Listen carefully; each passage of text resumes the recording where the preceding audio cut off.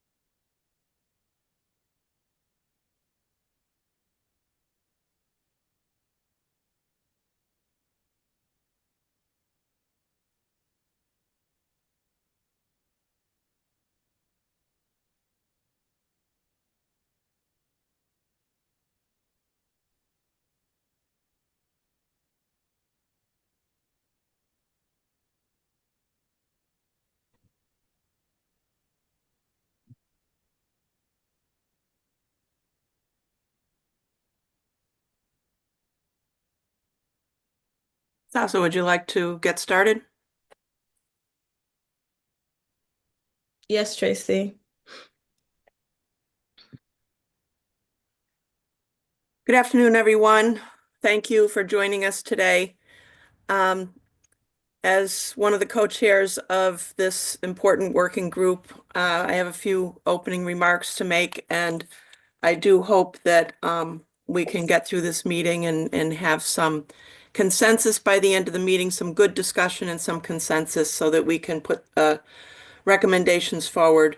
But as a reminder to this working group, we had a charge at the beginning to make recommendations to study both home health and hospice worker safety.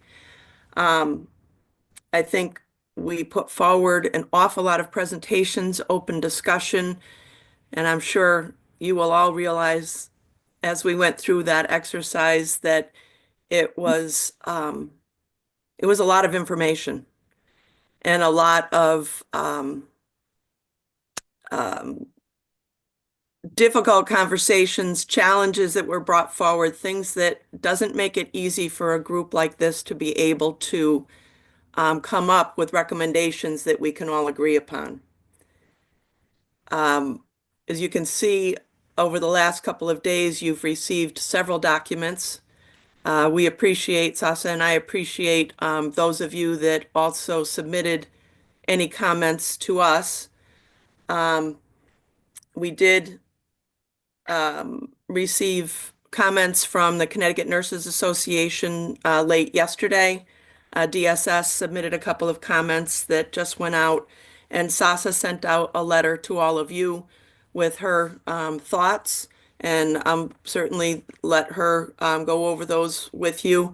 And I put out the draft that Sasa and I had verbally kind of talked about last week, and I thought we were in agreement. So I went ahead and put those drafts out to all of you. How I came up with my draft was really reviewing a lot of the discussion at the table. Also knowing that we need to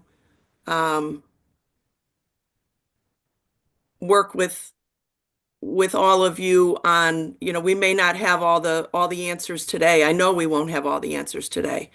The big piece is making sure that we hear from everybody that we're able to put forward something that's reasonable, appropriate, with top goals in mind of worker safety and accessibility to timely care in the community.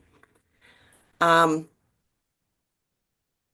don't think there's any one answer that can completely prevent workplace violence. I think you all probably agree on that. So that's why we're at the table to put our heads together and do what we can. Today, I'd like to go through the recommendations that have been put forward.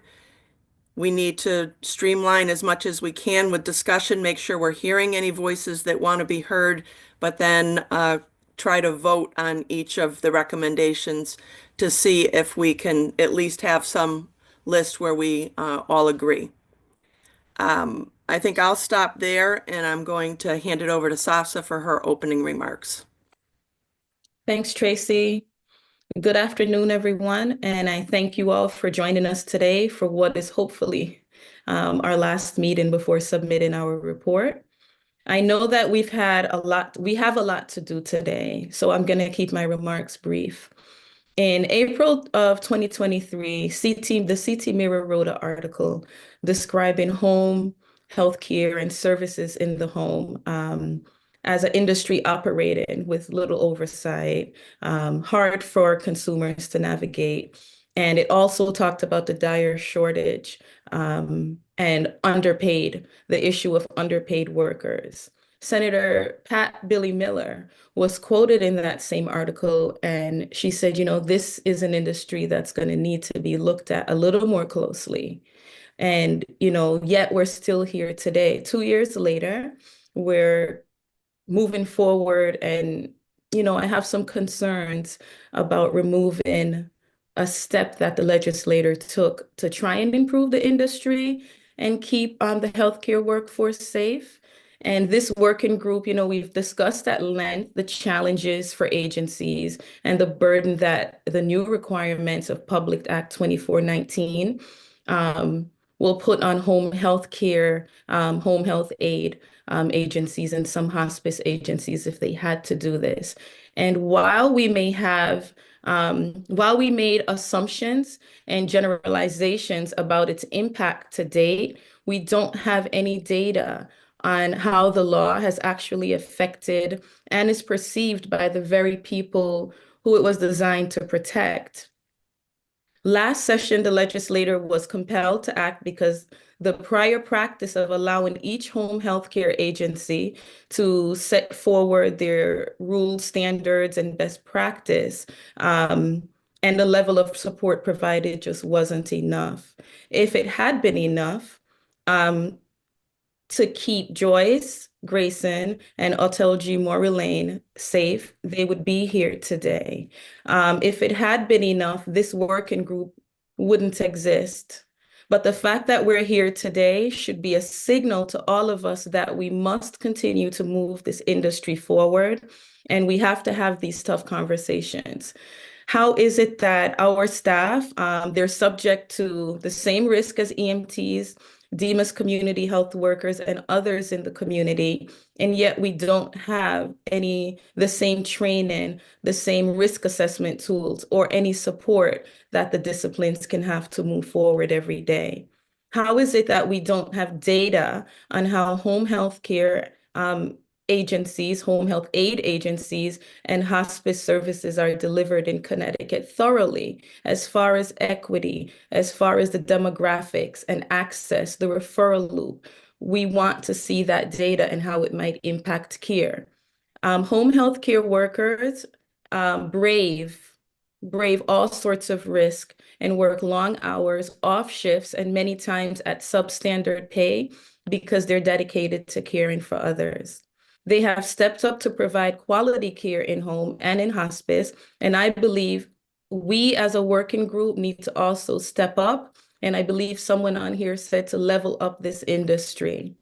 As a group, we should build up the legislator and the governor's commitment to keeping home health care workers, home health aides, and hospice workers safe.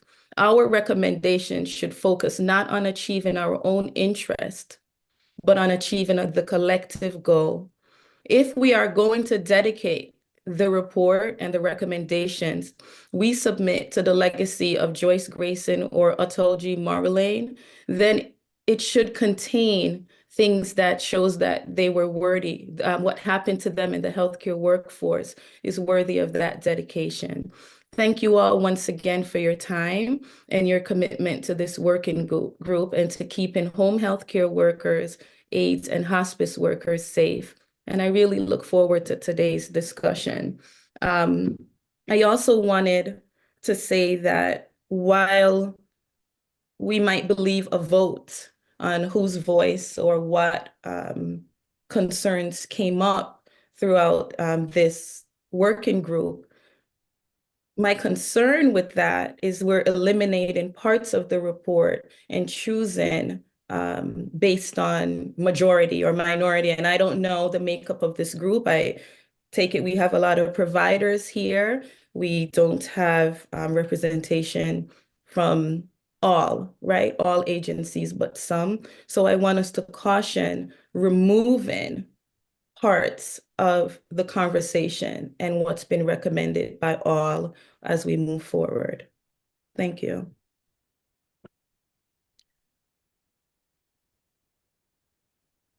How would you like to proceed, Sasa? Well, I think we can pull up the report that you created and literally call out the recommendations, right? And see if everyone's fine with the areas, but also not just fine with the area.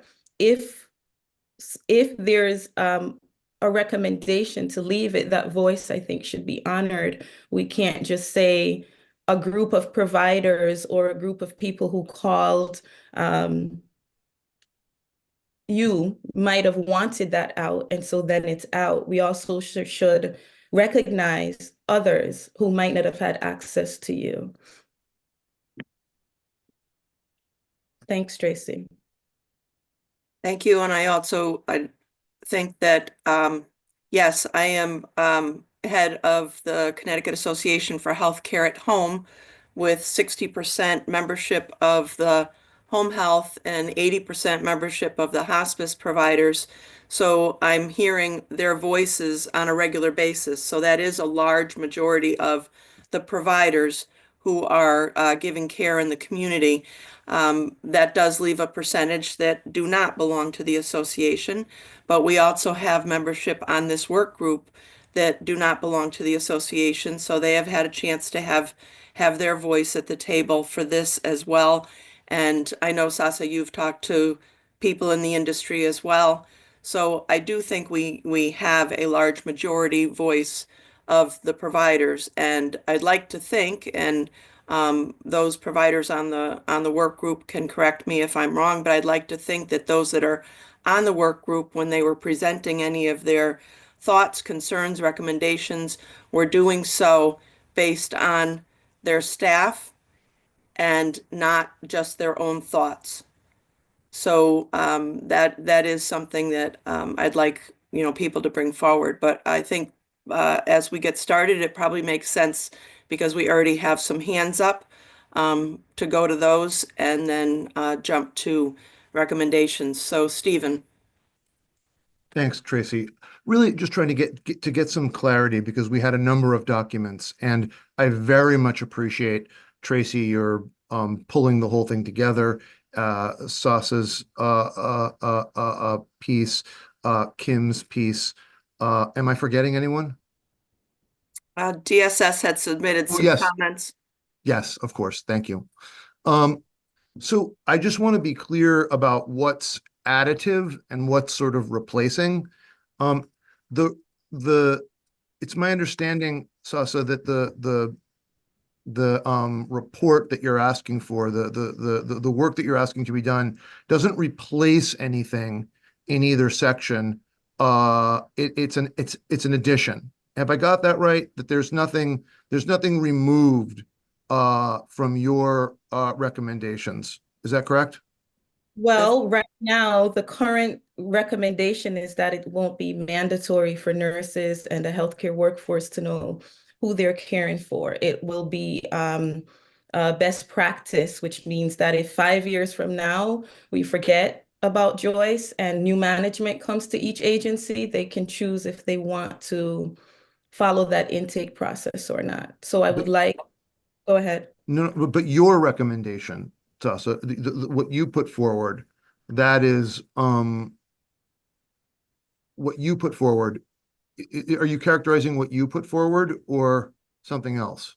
So what we initially put forward, right, and what I discussed with Tracy last week, it's not in here because instead it was swapped out with what the agencies and providers who are a part of the association called to say. Understood, but your letter, I mean, in your separate letter, your recommendations in the separate letter are additives and don't pull anything out. Am I correct about that? Correct. Correct. Thank you. Add- And Kim, um, are the recommendations that you've made in that section all additions that don't depend on cutting anything from the recent legislation in section 1? Have I got that right, or am I off on that? No, yeah, we were not recommending to cut anything. We were trying to um come up with something where we could figure out a way to have that expert mental health voice, and thinking about, thinking about our where we were at and what all the things it wasn't doing. Like when I go back to my work group and I say, these are the recommendations, and they go, how is that helping me tomorrow?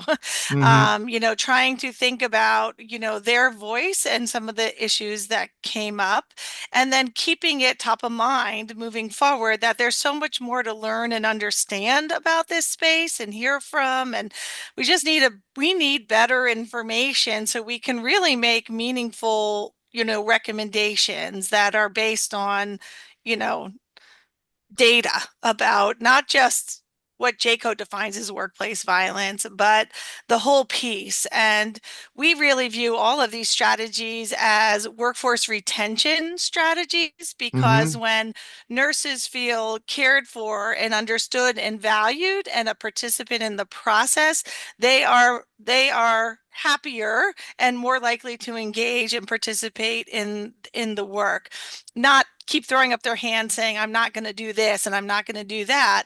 Because if they feel their employers are valuing them, then they feel supported in that space. So our recommendations are really in that spirit. Got it. And my last question is to Tracy. I understand that you're amalgamating things, right? And trying to harmonize the thing. But have I got it right that the recommendations for section 2 don't remove anything from section 2? Or did I miss something? There were a couple of edits to 2 regarding language amendments, but not taking away the training that was already outlined in section 2. Nothing in substance coming out of section 2 from the recommendations that you've made. Correct. Good. But in section 1, some things in substance coming out of the recommendations in the recommendations as you streamlined them and presented them to us. Mhm. Okay. So I guess the only thing that I'll say about that is that, we could vote on each piece, but I just wonder if I suspect that there's going to be a set of people who want to add things without removing the legislation that has just come in, right? Pieces that have just come in. And I just wonder if the harmonization of Kim and Sasa's recommendations sans the removals of things from section 1 is a sort of grand option that we might consider to make it that might, cut to the chase, so to speak. Just an idea, because I just wonder if that's a view that enough people share that it might, carry the day and not necessitate us going over every line, and then we could refine the details after that. Just an Yeah, idea. Stephen, I did think that that's what we were going to be doing today. I thought Sasa had submitted that letter, and she and I were going back and forth yesterday on some communication where I thought she was going to actually make tweaks to the draft that I had, and so we'd have 2 drafts to kind of look at today. But I think we're probably going to need to go with Sasa's letter, that she did have Yeah. some things laid out in there, and look at some of the things that Kim put forward and make some decisions. Appreciate the clarification. Thank you. And thanks for the hard work. Barbara. Yes, so bear with me, I didn't submit any written testimony because I wanted to be sure I got my points across, and I can't stay for the whole meeting because the Joint Commission is here and I'm sure you know how that goes. But I did want to say a few things because I, like Chris and Tracy, and I'm not sure anybody else, sat through 11 hours of testimony last year in front of the legislative public health committees, the Senate and the House. And first of all, I mean, they spent 11 hours listening to people's pros and cons about what should go in SB1. And they listened to a lot of people with a lot of differing points of view. And they were weighing, as legislators should, and they are elected by us, the harm that they would do against the good that they would do. And they didn't take that lightly, and they asked a lot of questions. And I was most concerned about the fact that Senator Marks said that she expected that it would cost an agency like the Connecticut Hospice maybe $3 million a year, but that was just a cost of doing business. $3 million a year would put us out of business. So one of the things I think we have to understand is I understand the need to talk to direct care workers, but direct care workers don't have anywhere to work if their organizations don't survive. So I just want to start by saying $3 million a year is not a price that we can afford to pay, and I don't know how many of you can. Eric can write a check at Hartford Healthcare, maybe, but the rest of us can't. So that's first thing. The next thing is that in terms of, Sasha's right, we don't have a lot of information. If we are actually going to decide what would have prevented Joyce Grayson's death, we would have to know a lot more about what happened to Joyce Grayson. I don't know anything. I've never been told. So, I mean, I don't think we should put ourselves in a position of saying we could have saved Joyce Grayson's life if we did X and Y, because I don't know what happened to her. As far as the worker who was killed in the fire, we may as well punish every landlord and homeowner in California for everyone that died in those fires. I mean, I really don't understand how we can prevent fire altogether. So I think we have to look at the limitations of A, what we know, and B, what our power is. After 11 hours of testimony and weeks of deliberation, the Connecticut Senate and the Connecticut House passed SB1 without hospice included. And they did that because they weighed the pros and cons of the harm to the people who wouldn't get service against the benefit to some people.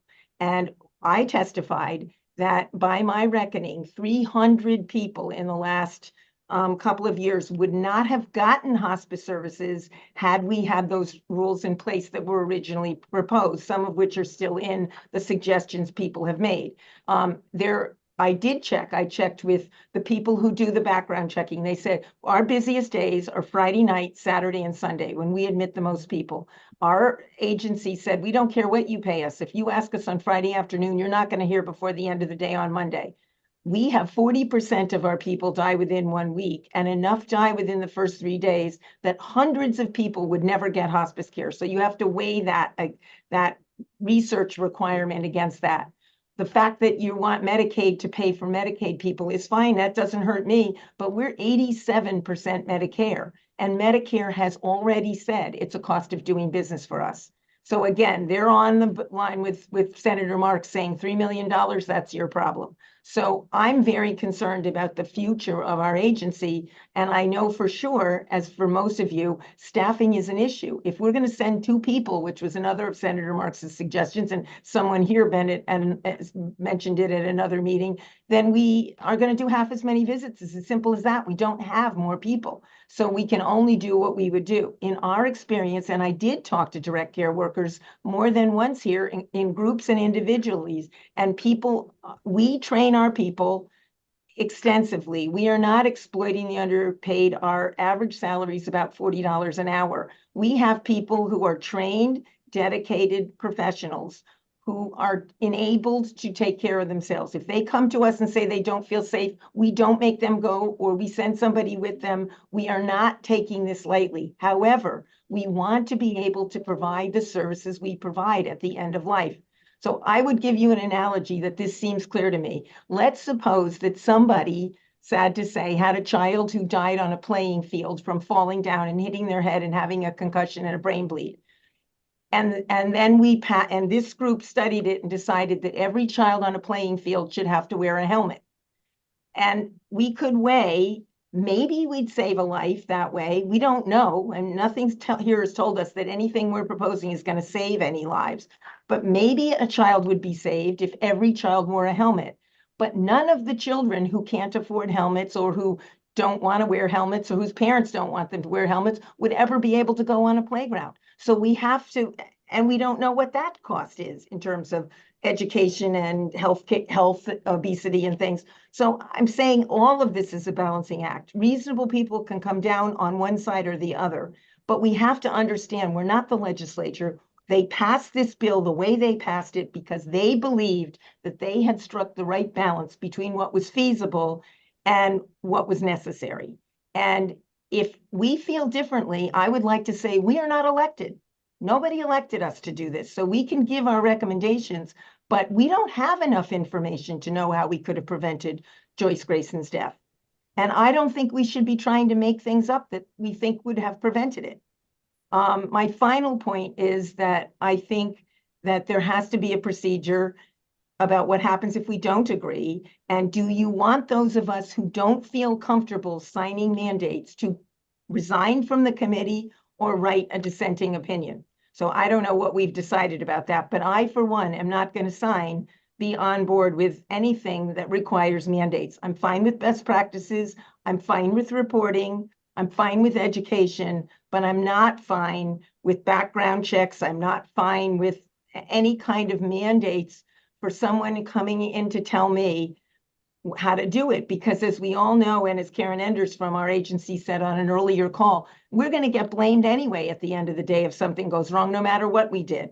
So I don't want to make our jobs any harder. I want to serve people at the end of life, period, end of story. So that's what I have to say. Thank you for listening. Barbara, just for the record, I'm not asking to change anything as it's written about hospice. I'm actually asking to leave it as it is around the intake process.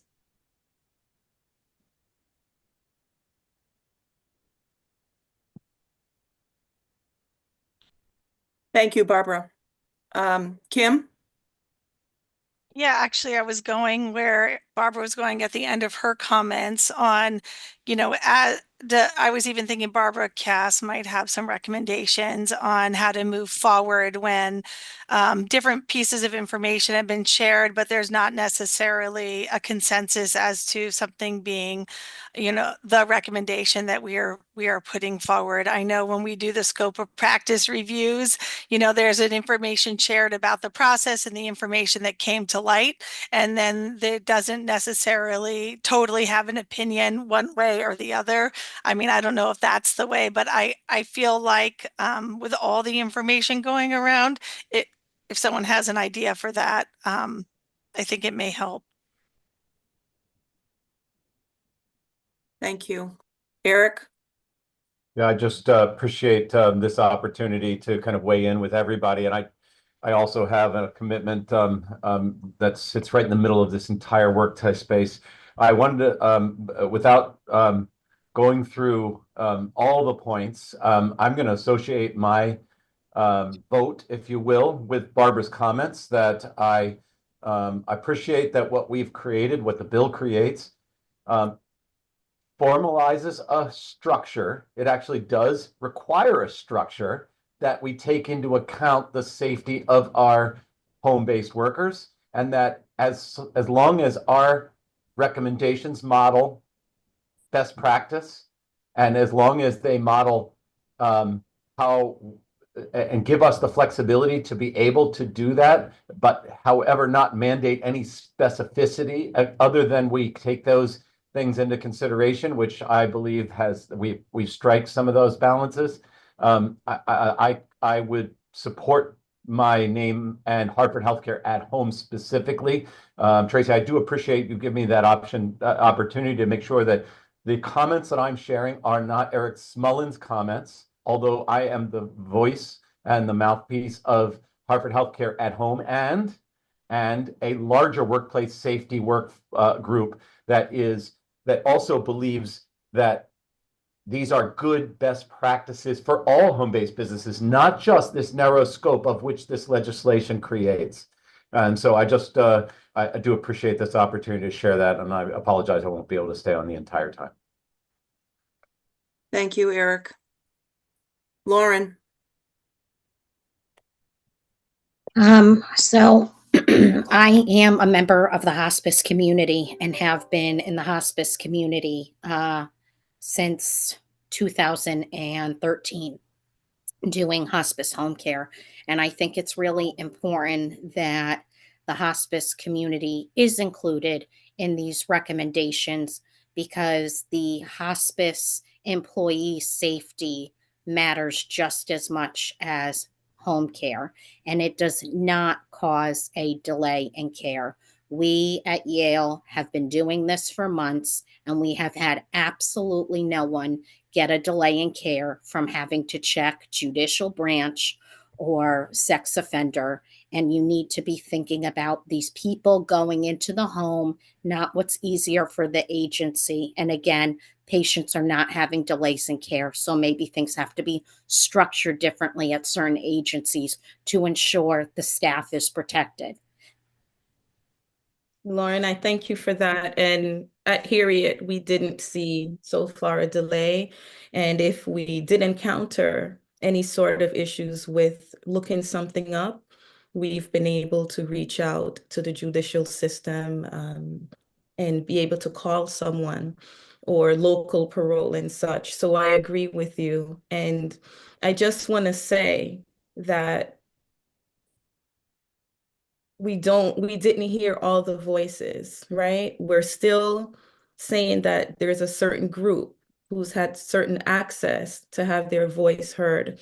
And how do we know if some of those agencies that's not here or didn't get the opportunity to be here, right? Or to know about this, how do we make sure that we've learned their practices? Because maybe there's an agency somewhere in Moosup. Maybe there's an agency somewhere in New Haven that's doing something that we're missing. So when we do this broad stroke of saying remove this now because a certain group or some of us feel that way, I think it's too soon. We didn't get the data yet from DPH. It's going to be out, I think, later this year. And the working group is going to continue. So the opportunity to move forward in the fall, again, it's just a couple of months. And I think ear towards the side of safety. And if we're going to look at safety, I think it's first. And everything we do, safety is always first. We don't say, you know what, I'm not going to cap this needle because it's burdensome. We're not going to say, I'm going to run a red light because waiting to get to the other side is burdensome. And we have to make sure we level the playing field. I think we're talking about a group of people who don't have a voice, and they're the majority and they're the minority here. They are the majority, and I don't have any paid interest to say what I have to say, right? I own an agency. I happen to be a nurse also. I happen to be a prescriber also. So saying that I believe we should put safety first and not leave it up to those who might not be involved here to decide what their best practice is. I think we're taking a huge risk. And while we all might aim for excellence here, we don't know if our peers at other agencies do that. And so it's been a couple of months, couple of weeks. I see where we can go a little longer and see what's going on. That's my take. And if it's about a vote, I don't think there's a right or wrong here. I think it's putting the perspectives on a piece of paper in a report, and we should be neutral with hearing what Lauren just said, hearing what Eric said, and hearing what everyone else is saying.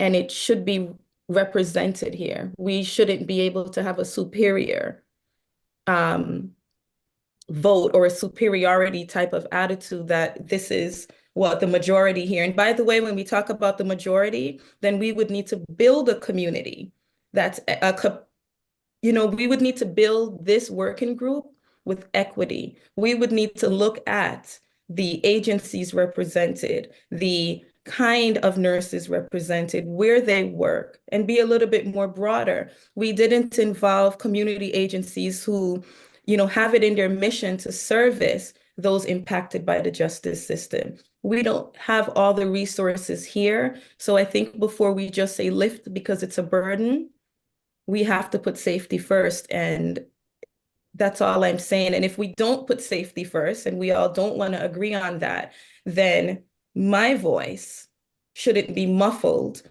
based on what others, the 80% majority called to say. So thank you.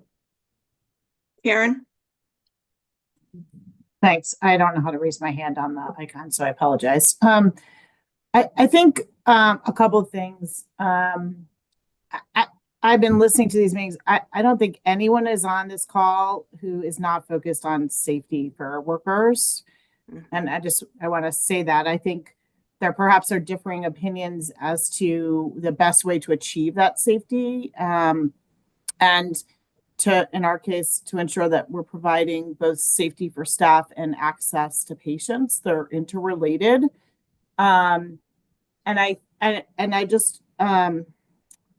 I think up until this point, we as a committee have really worked towards consensus recommendations. And so a suggestion is that I think there are things that we have that we can recommend from a consensus perspective.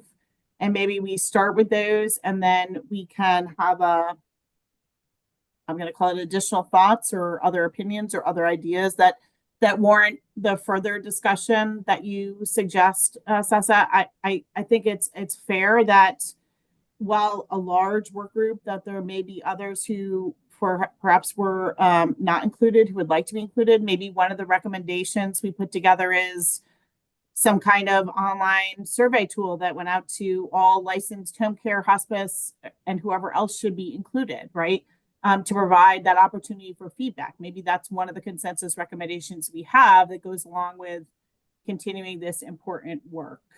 I just think that we've done some good work here, and I would be ashamed not to have at least shared some of that work, whether in consensus or not, with elected officials, because that's what they've asked us to do. And I will also just note, I think perhaps we can tweak the language around, I read DSS's comments. I don't think it makes sense for all of us to endorse a recommendation that we know DSS and or state agencies is not going to be able to support because it's not in the budget.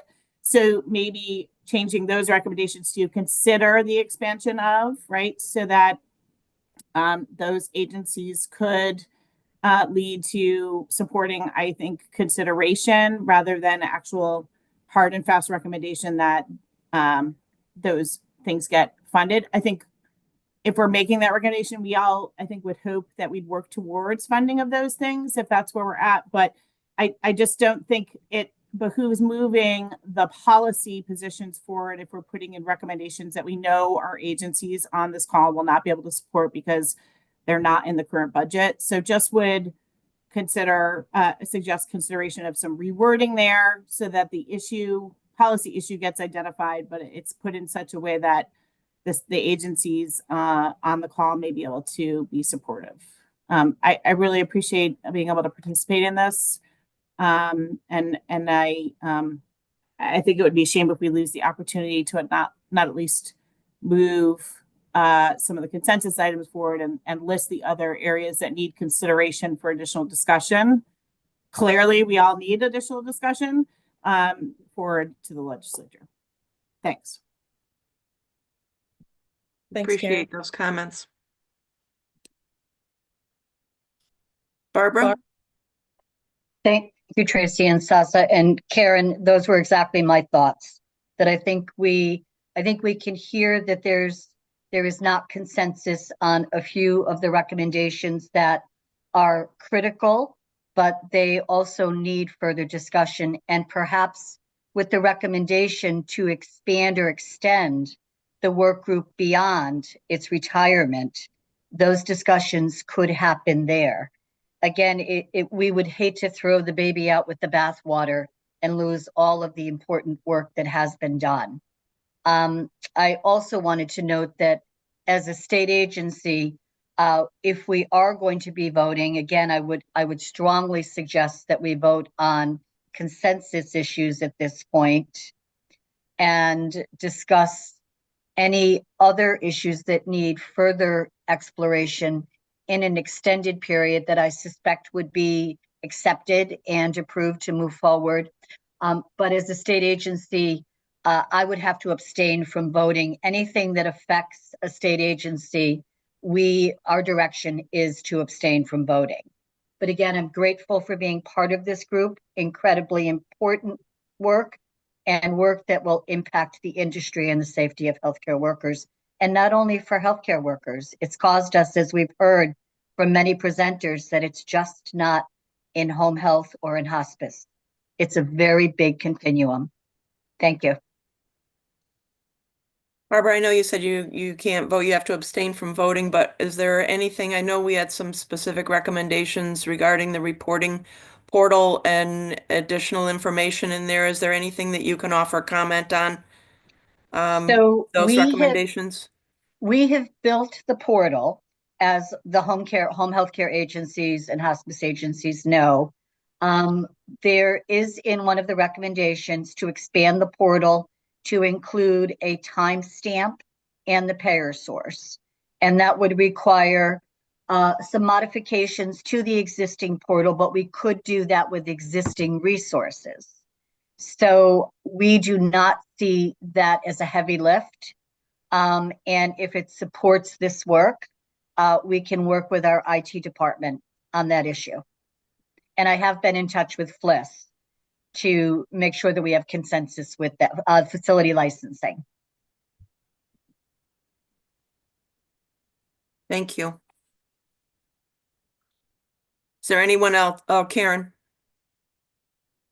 Can I just ask a clarification? So hospitals have been doing workplace violence reporting for a long period of time, longer than I think home care.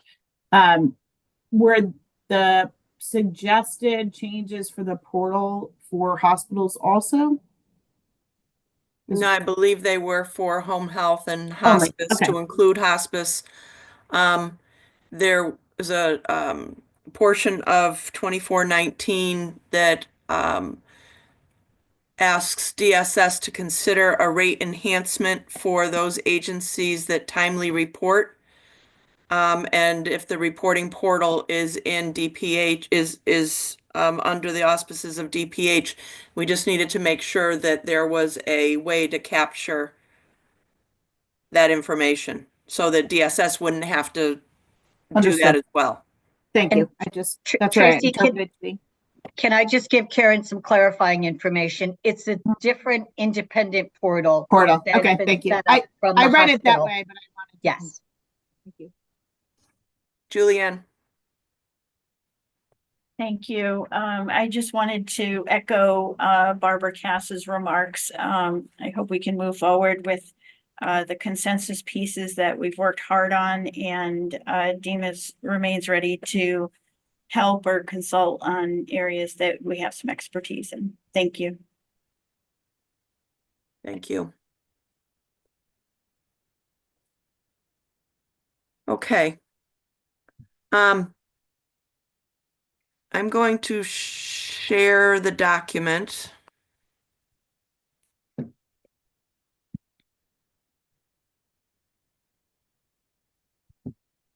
Bear with me, I've got way too many things open right now.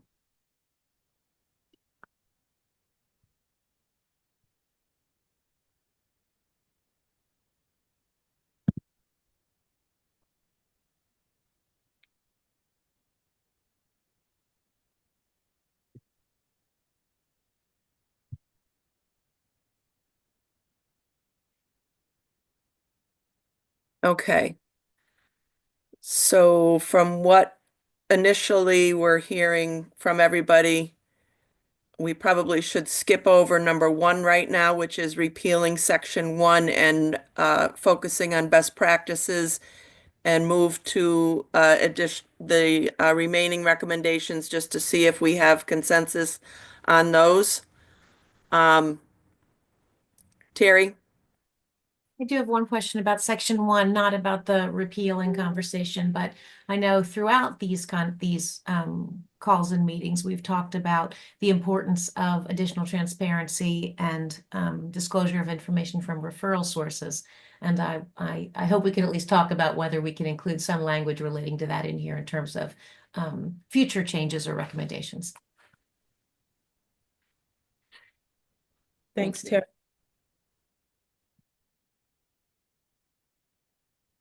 Okay, so for section 2, the recommendation was to amend the language in section 2 to include hospice agencies in the training requirement. Keep all of the training recommendations as written, to use that each agency would have to adopt and implement health and safety training for the home care workers consistent with health and safety training curriculum for such workers endorsed by CDC, prevention's NIOSH and OSHA, including but not limited to, and then the topics are training to recognize hazards commonly encountered in home care workplaces and applying practical solutions to manage risk and improve safety. Provide the annual staff training consistent with such health and safety curriculum. So the change here would be to add hospice. And then the second section of 2 to amend would be to establish a system for staff to promptly report incidents of violence or potential threats. This was originally worded as a staff safety meetings, and we're just trying to make sure that each agency has a system where the staff has the ability to report the incidents in a timely way. And I know Kim Sandor had also put within the CNA comments a way for staff to be able to promptly report as well. Terry. Is this proposing to eliminate the language that specifically mentions monthly staff meetings? Yes. Okay, thanks. I just want to make I sure. probably should be more clear on that.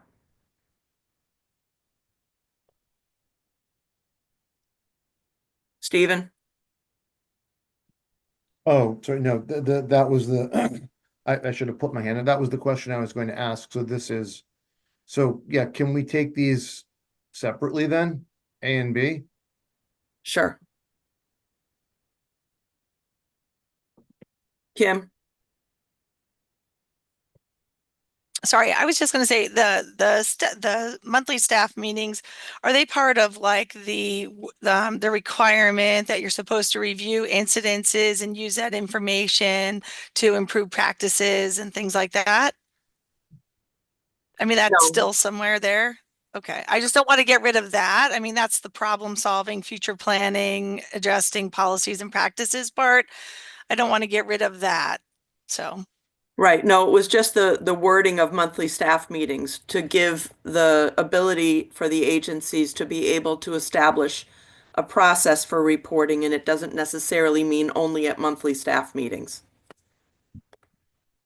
Because there's so many other avenues for communication.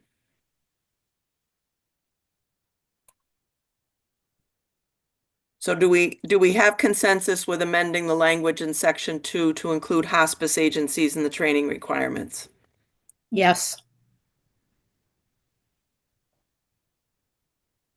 Tracy, I know a couple of folks have talked from hospice. I just want to make sure that they think this is doable from their perspective. I heard Lauren say yes, so. I don't know if Barbara is still on, but I know she did say that in her comments. She said Okay. that they would be able to I'm still report on. the training and reporting. I am still on. I Oh. don't like the way it's written. I'm not opposed to training. I guess I just think, you know, I think that trying to make it that extensive and may not be actually what we need. I don't know the answer. In other words, I don't know if Joyce Grayson's death had anything to do with hazards encountered in home care workplaces and practical solutions. So I don't really, I think best practices is better than adopt and implement, but I wouldn't disagree with the whole report if that's the only thing I didn't like in it.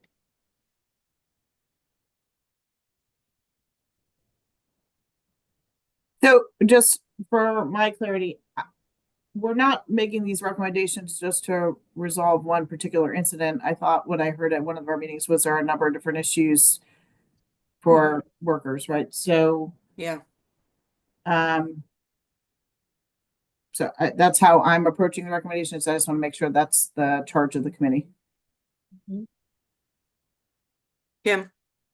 Thank you, Karen. That was exactly what I was going to clarify, that we're looking at worker safety, wellness. We don't ever want to see what happened again, but there's a lot of other things that are classified under workplace violence and things that lead to violence that we are considering. So I'm hearing that, yes, that is the take. And agencies don't have to model their curriculum exactly as the curriculum is outlined here. It just says that's consistent with. So it still gives agencies the ability to create their own curriculum, have speakers, have experts come in, as long as it follows the basic premises of these resources. Anybody else have any comments or concerns?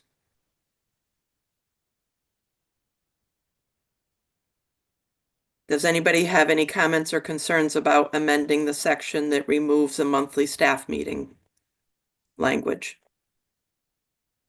Stephen? I'm reluctant to do it, and I wonder why we can't just add "and" for this. If the monthly staff meetings were so onerous or problematic. I understand that this is intended to expand and improve upon it, but I also think that regular accountability, if it's already baked into the language, is something that's not easily regained once it's lost. So it's a small thing, but I'd feel more comfortable if this were being added to that and not being removed from it. So when this bill was being passed, we had a legislative intent discussion on the House floor because of that language as well. Just to try to get clarification on what would comply, what would actually be considered acceptable for monthly staff meetings, because emails and surveys and hotlines and a lot of other things where you don't want to wait until the monthly staff meetings to report are things that we wanted to make sure are established. Appreciate that. I appreciate the context. Still think that the addition is better than the subtraction in this case, though not necessarily in every case. But in this case, it appears to me that the addition works and that the that it would complement it nicely. Stephen, I gotta say, I agree with that approach, the and, yeah.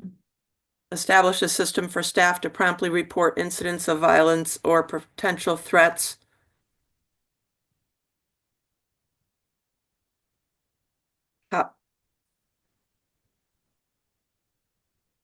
Or whatever. That doesn't The make monthly sense sta- to I me. don't I'm have the just trying to language in think. front of me, but the monthly staff meetings and establish a system. Yeah, however it be worded, as long as it were an additive, I think it's a great idea. And it doesn't seem to me that losing the monthly staff meetings is a good idea, just from my own experience. In health and safety, regular meetings are not the be all end all, but they certainly help a lot. Thanks, Stephen. John? You're on mute. We can't hear you, John. Can you hear me now? Yeah. Sorry. So I guess I'm in agreement with Steve, and I think the opportunity, and unless it's somewhere else in here, and I think the opportunity for staff to sit and talk about any incidences or near misses that happened over the last several weeks, and try to put their brains together and discuss what can be done better in the future is real important. So although obviously, having a system to promptly report is also important. So I would hate to lose that opportunity to have that brain to come together session. Kim? Yeah, I think I just I want to make sure I'm not confusing two things. When we're talking about reporting incidents of violence or potential threats, like if they happened or something almost happened, and having the opportunity to have that in a workplace violence committee, like in the hospitals. So Karen, I don't know you guys' ranks, but I know in the hospitals they have to have this committee, and the committee is supposed to look at the reports and make recommendations based on that report. So I think the idea of being in the field and something happened and being able to get help, or being ensure it gets into notify someone who's going in there tomorrow or later in the day, that's a very important mechanism. That's an immediate issue, and transparency and expeditious, communication in that space. But the second piece in my mind is, how do you use that information and data to continue to work on strategies and things that people need to know and do in the moment. And some of this, again, may be happening very organically. It's kind of what we do. We problem solve, we adjust, we share, we do these things. But again, how do we put a legislative proposal forward so that it is happening, and that agencies can show that it's happening and that the work is being done. So if that's not happening, I don't want to get rid of a meeting if it's not somewhere else in there. So I think we're talking about two different things. You had mentioned, safety committees and the work that safety committees would do as part of best practice, investigating near misses as well as actual incidents, looking at root cause analysis, meeting with the teams to get any feedback, putting in hopeful ways to mitigate risk moving forward, versus having an avenue for staff to actually report these events.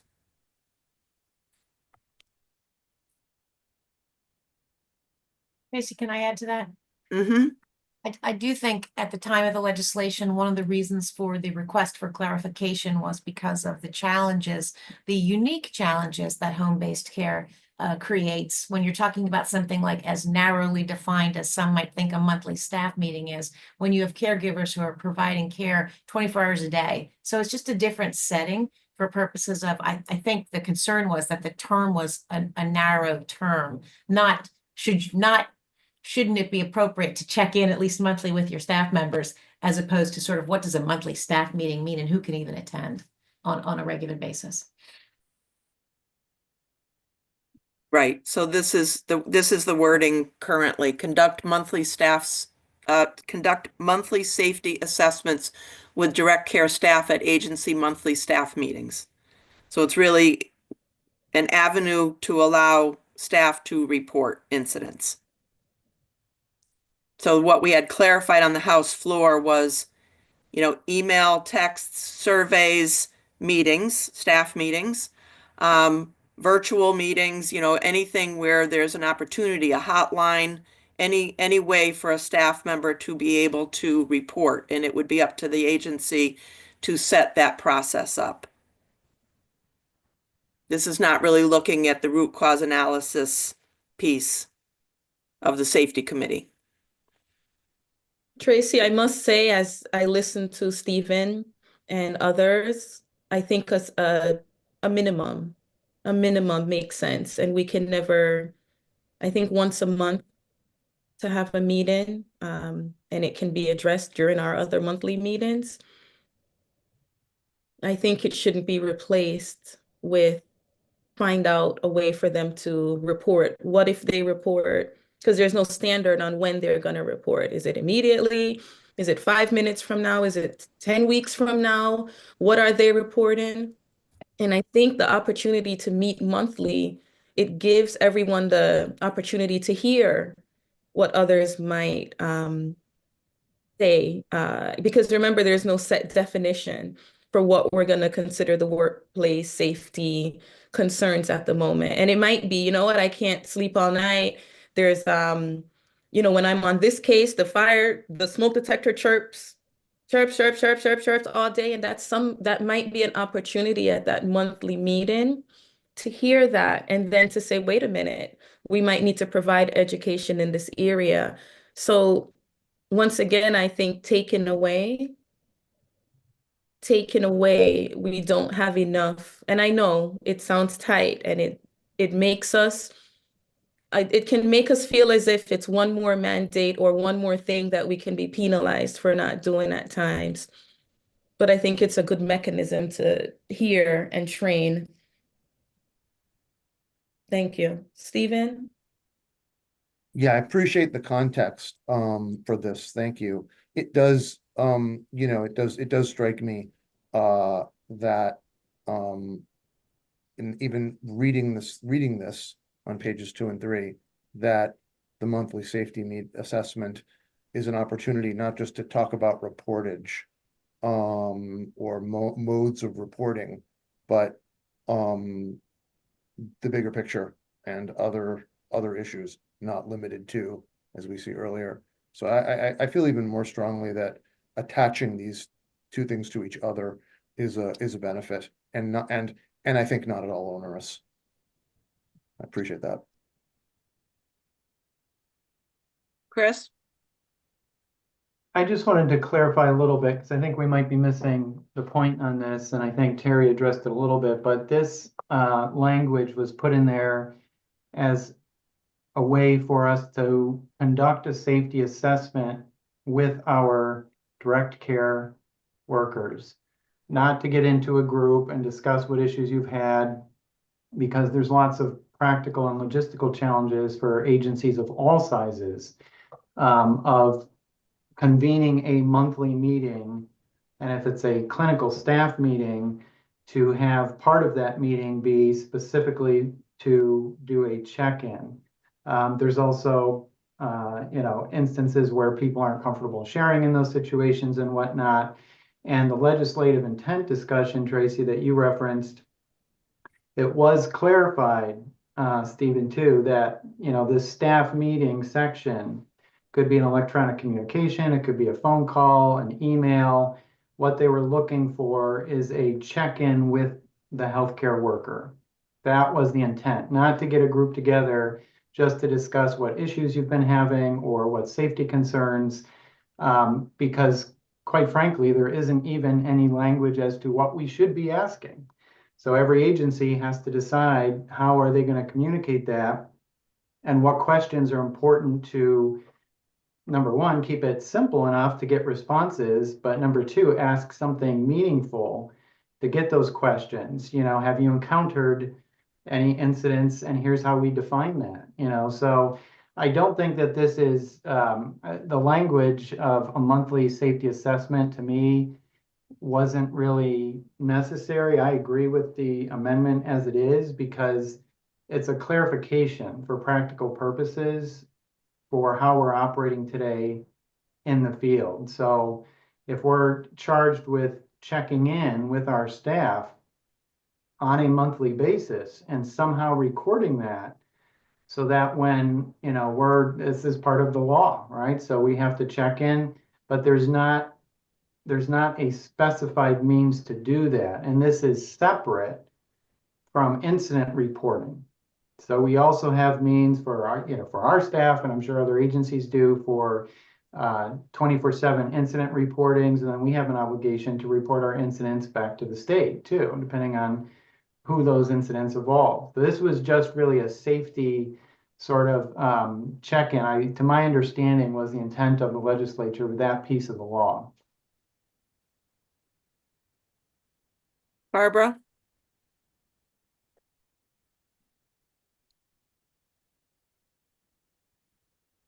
Sorry, Tracy. And I'm not trying to complicate any of the discussion, but we're spending a fair amount of time discussing the safety risk assessments and I hate to even make this suggestion this late in the game, but would a recommendation be to define what that looks like or what that is at the local level so that there's consistency?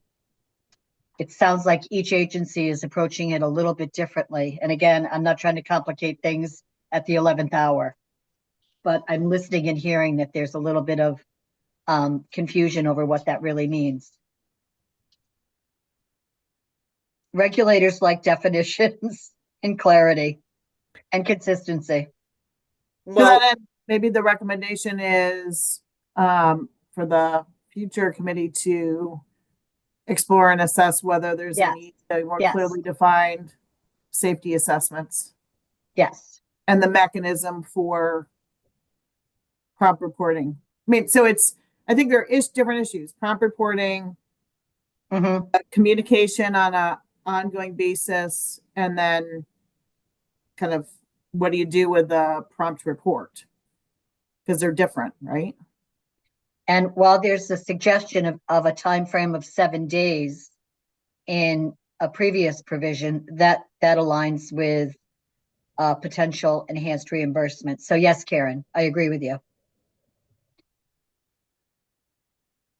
so, I mean, here, the original wording did not prescribe to the agency how they had to do it either, other than monthly staff meetings, and then that had to be clarified through legislative intent. This is establish a system for staff to promptly report incidents of violence or potential threats. The system, so you establish the system and then staff would know how to use it by agent, each agency can do it the way they want to. Whether it be a survey, a hotline, stop in and see your manager, talk to your, coworker and report it that way. I mean, it can be different ways. It could be a monthly check-in that they're, reminding staff, reminder, we have our system set in place. Please, if you've had any incidents, report by clicking here. Each agency can kind of do things in their own way, but they need to have a system. So if DPH comes in and says, show me how your staff report, and you show them how the staff report and it's working, then DPH would say, okay, you're doing what you're supposed to. Stephen? Very quickly, because I've spoken on this before, I'm hearing a lot of, desires to refine it because it's either too vague or too specific. I can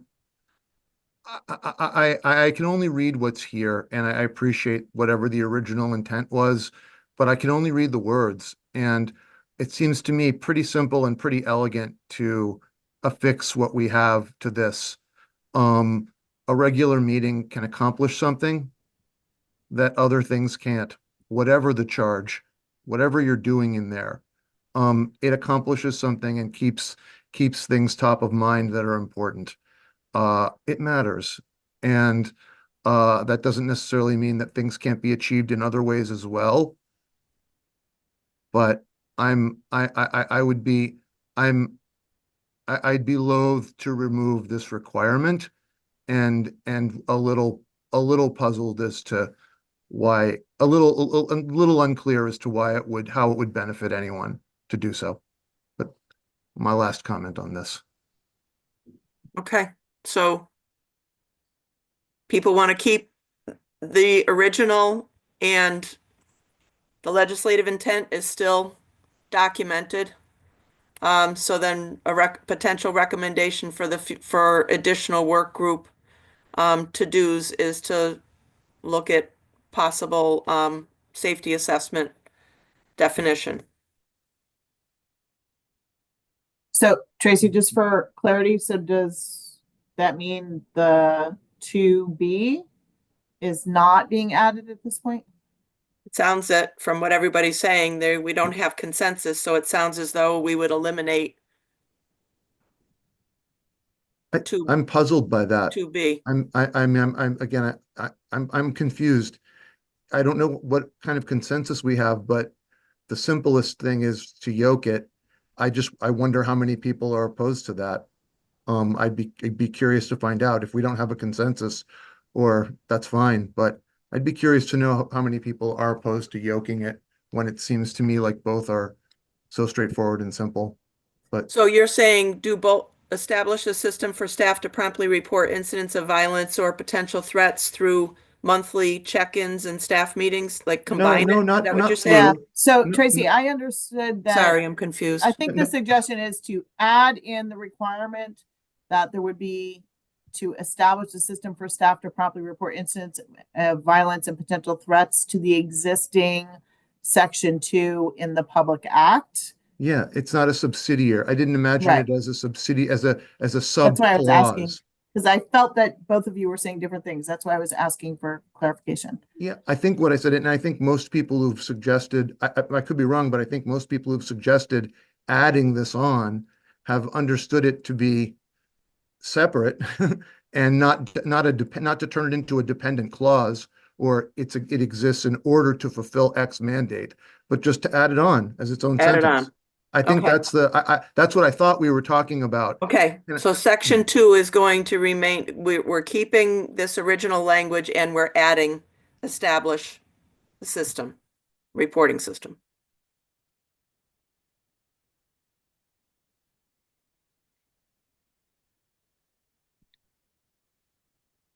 Got it. Sorry.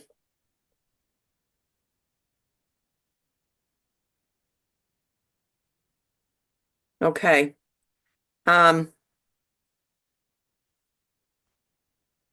The funding piece, I know, Karen had made some suggestions instead of eliminate or establish, etc. I think Karen had suggested using terminology like consider funding. Consider expanding safety initiative funding.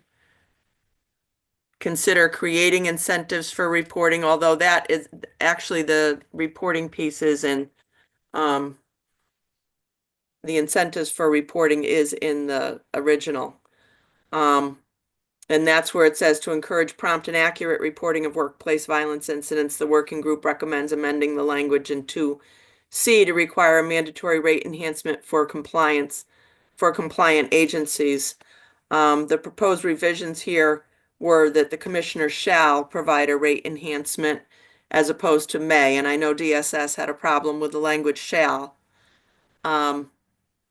So maybe that could just say to encourage prompt and accurate reporting of workplace violence incidents, the working group recommends the legislature consider amending the section to require a mandatory rate.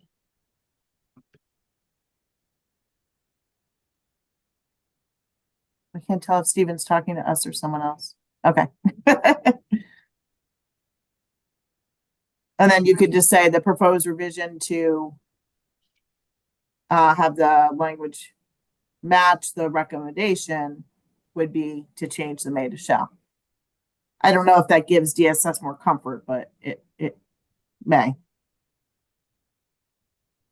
Anna, are you still on? Yeah, I'm still on. I'm sorry, did we skip over the A and B as well?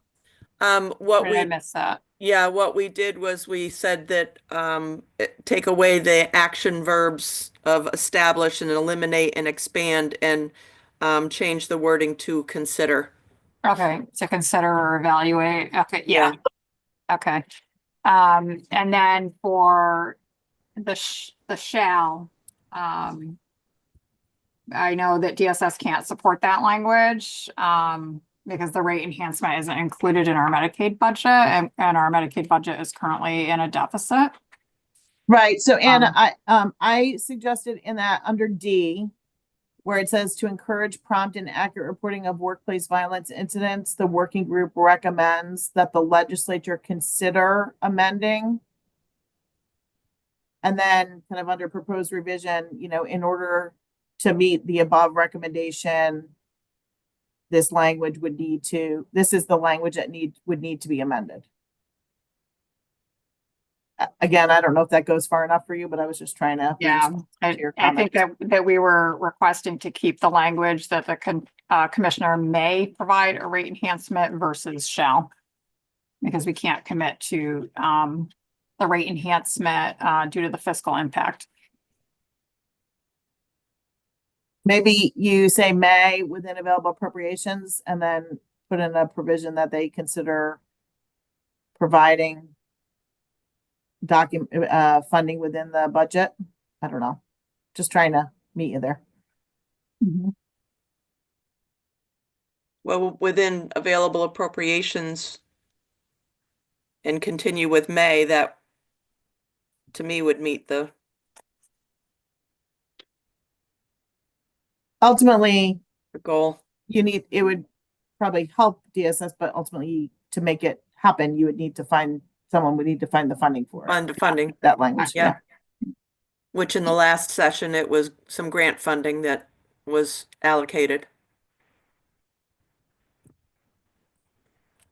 And then in order for it to happen, that's where DPH would need to update the portal to include both the payer and the timing of reporting, which Barbara said that was within their ability.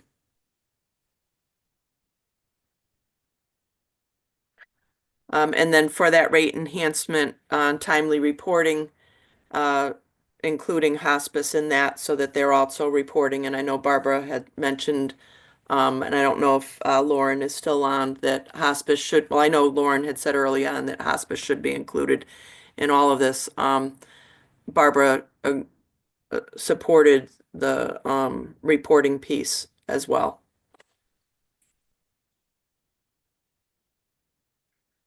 The other piece, Kim, I'll go to you in 1 second, but the other piece that we wanted to clarify in this is the reporting process as it's the language is written in current Public Act requires agencies to submit the incidents, any incidents of it's defined here, verbal abuse, physical, sexual, etc., or any other abuse by. Currently, it says an agency client against a staff member. It does not include anything beyond an agency client. So if a staff member experiences abuse of any kind by someone else as part of their work duties, a caregiver in the home, somebody on the streets, that would not currently be included in the reporting requirements. So we thought it was important, and I don't know if this wording works, but abuse by an agency client or community member against a staff member. So don't you need to link it to the work they're doing?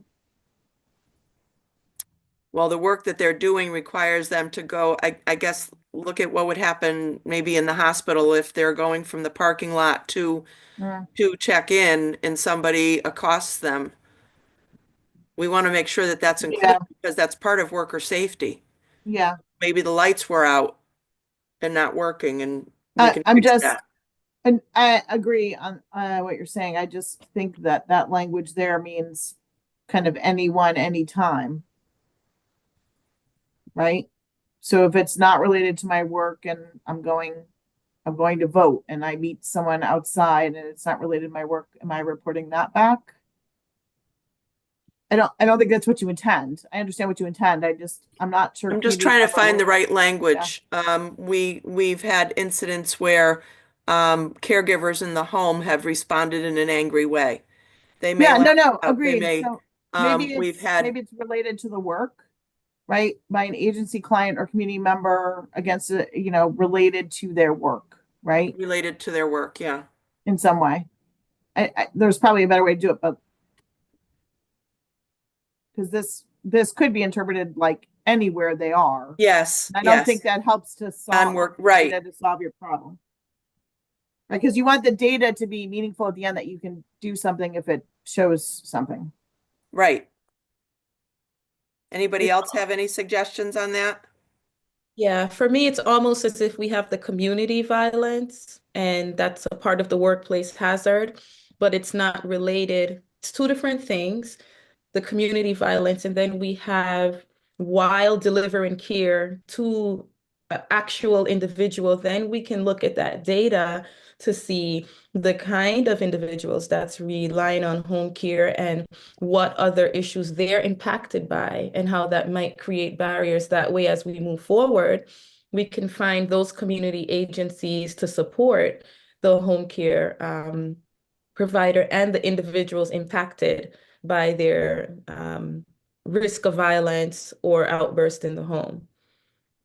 So I think we have to gather patient information different as far as those who receive home care separate from community violence. It's kind of like saying, okay, it was a car accident or it was snow. We want to be able to aggregate and pinpoint real data that we can analyze to say, how can we improve all of these areas instead of lump it in one.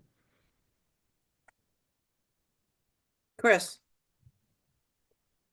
Yeah, I think, I think what this is looking to get at too, at least from my perspective, would be, let's not, if our challenge here and our charge is to look a little more holistically at workplace violence and safety of our staff, why would we only report incidents of violence with a patient when there's also a lot of evidence that it's typically not the patient? It might be someone else in the home or someone in the community, someone outside, someone who's, there when a staff member pulls up to the residence or wherever they're providing a service. I think, we should be, if the state wants a more comprehensive look at workplace incidents and violence, it needs to be more comprehensive. It can't be so specific that now we're actually excluding a lot of events that occur. And if they want us to specify with a drop down or something that it was with a patient or other, fine. But we should have a broader look at that, no? We did have that, the same reporting requirements that the hospitals had, all healthcare has for reporting workplace violence incidents. But it was really just to report a number. Now there's an actual portal that requires you to put a lot more information in specific for home health, as to what the incident was and what you did about it. But it supersedes the other law and only now requires us to report if it happened with an agency client to the staff member. So that's why we're just trying to fix the language so that it encompasses as part of your workplace environment. Kim. Yeah, I think I think that the people around the client are just as important to understand, because that's the situation we're all going back into. But I don't want to lose the now we have the client and any community members, and I don't want to lose the comment that Sasa brought up about violence in the community. Was there something that just happened, a shooting next door, or maybe, one of those bike takeover, I don't know, but that's not getting captured, and maybe this isn't the place to capture that, but it is an important piece, that ongoing community safety assessment. What does that really mean? Getting that in real time and understanding that from the agency perspective. So I'm not sure this is the place, but I don't want to lose that thought, because I think it's really, a big piece of the puzzle here. Well, I think too with Chris's comments about, maybe it's another adjustment in that portal, and that would give, what Sasa said too, the ability to, differentiate client versus in the home versus community. I don't know. We'd have to work on that probably. The question is, do we add this now or evaluate in the next, how would we move forward from this section? My immediate response to that is that I've had a lot of our provider members express concern over now not being able to report some of those other events that they used to be able to report.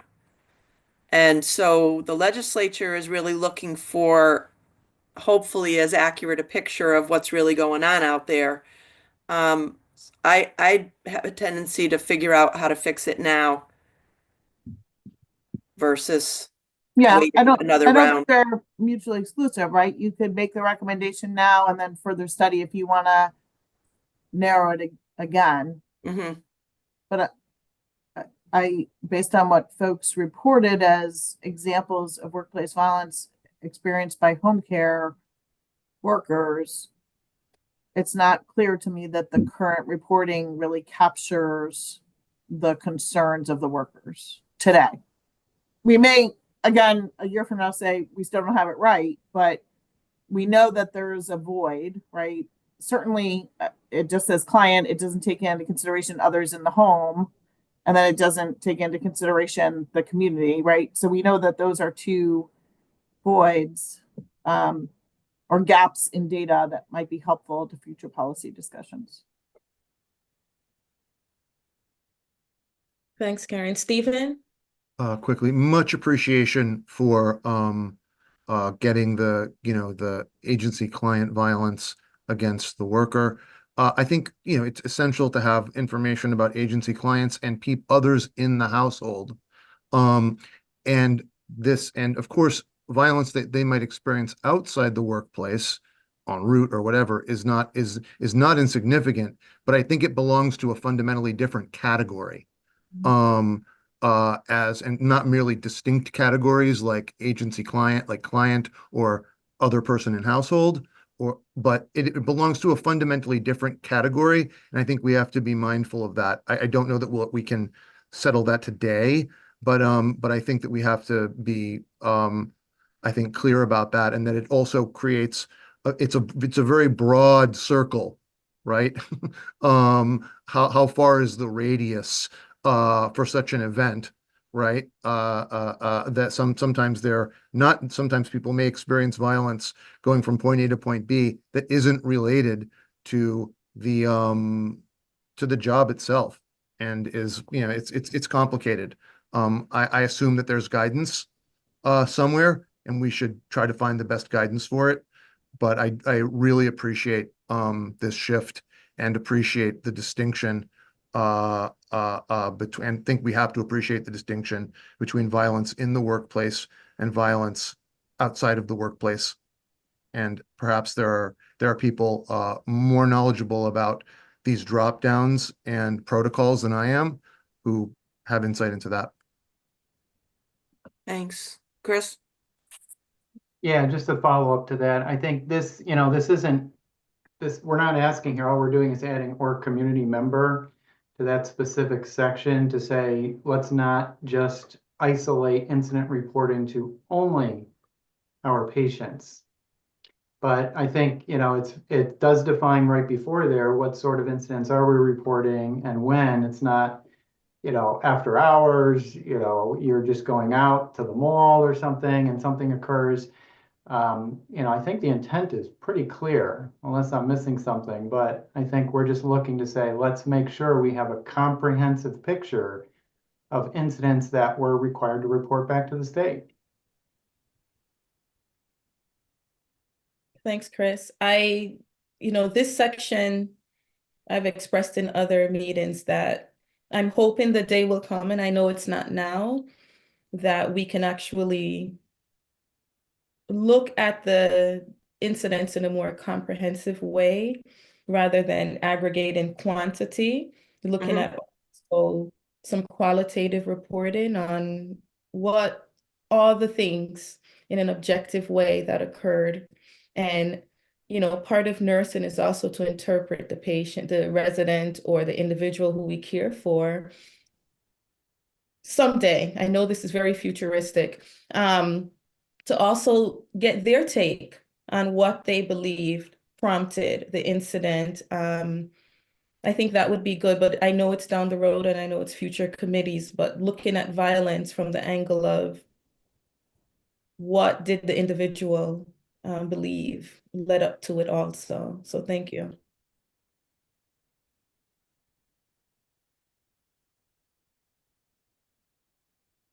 So maybe we leave this, we just cite the issue and instead of recommending language to the legislature, say that we want to make sure that it's not just the client that we're reporting incidents, but also other people in the home and community based on the staff members'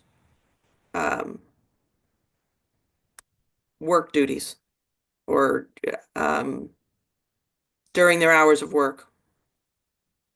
Or it might be in the obstacle section in the first half where we discuss, Tracy, what's recommended and what might be some of the barriers or what's we've heard from others as far as recommending. So it I could think go. it is in there, so I think just bringing it out in the recommendations, it's to adjust the language to include client, home, those in the home and community related to the staff members' work. And then they can fix the language the way they feel they need to.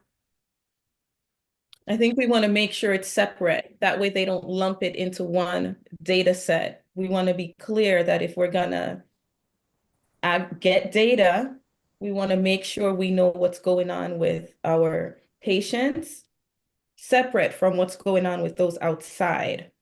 Right, so then that probably goes back to the section for DPH to update the reporting portal to include payer, timing of reporting, and I'd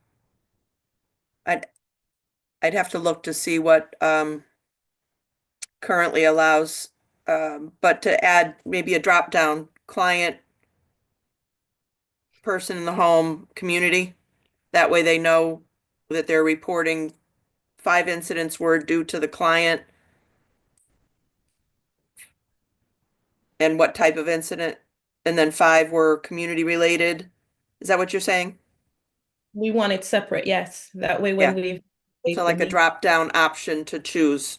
Right, we don't Yep. want to evaluate Got the it. need of those who get served. Okay, so we've got to work on getting that. Is everybody in agreement on that?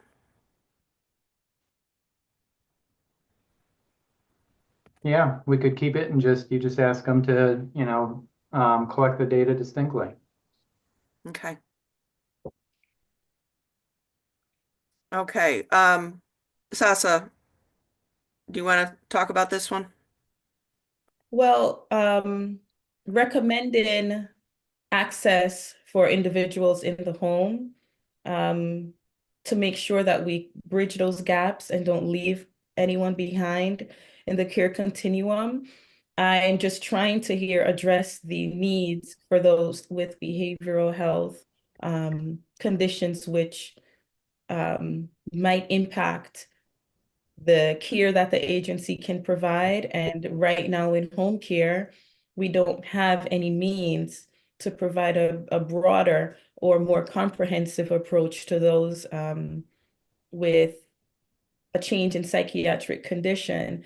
And I know DMIS responded to say, while they would, I know DMIS is here, I'd love to hear what they think, but I know they put a cost there and that the potential to explore this might be there. And initially it was this and requiring the behavioral health or figuring out how to ensure that the behavioral health team in home health would have the training and to be able to deliver care at a higher level, especially after hours when they're alone on the weekends, how to make sure that we have access within home care agencies to behavioral health trained personnel. And it kind of, some of what Kim sent as far as requiring the behavioral health consultants, as I read it yesterday, I said, it could tie into some of this. So that was my thinking. It's probably not a establish if we're going to say change the language up, but consider,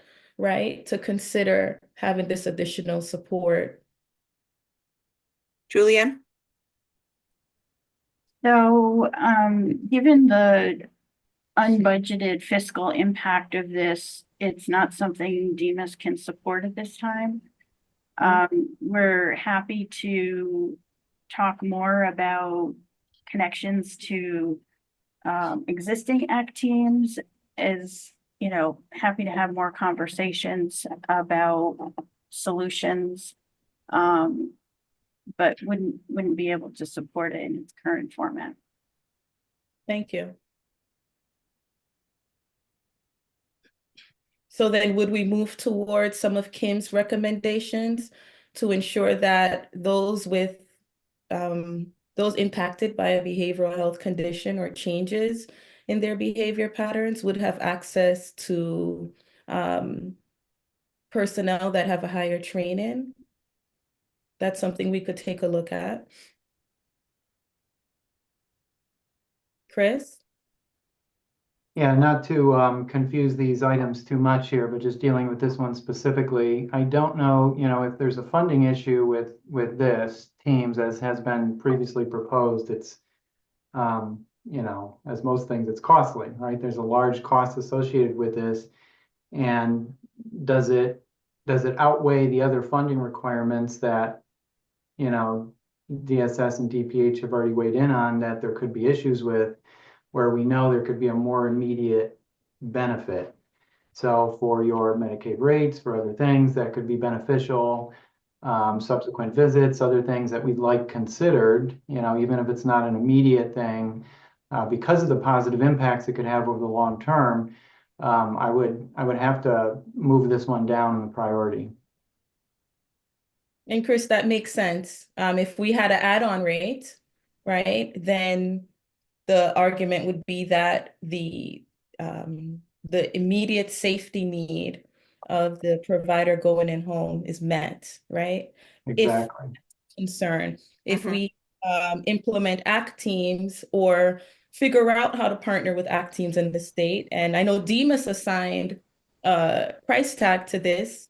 I didn't. I don't know if there are agencies that would be willing to partner with ACT teams, and I don't know if it would necessarily have a fiscal note for that agency. I didn't assign a fiscal note to this, so I think the assumption that it would cost, it's there, it makes sense. But in terms of safety, the add-on, which we know so far we've been told it's not there either.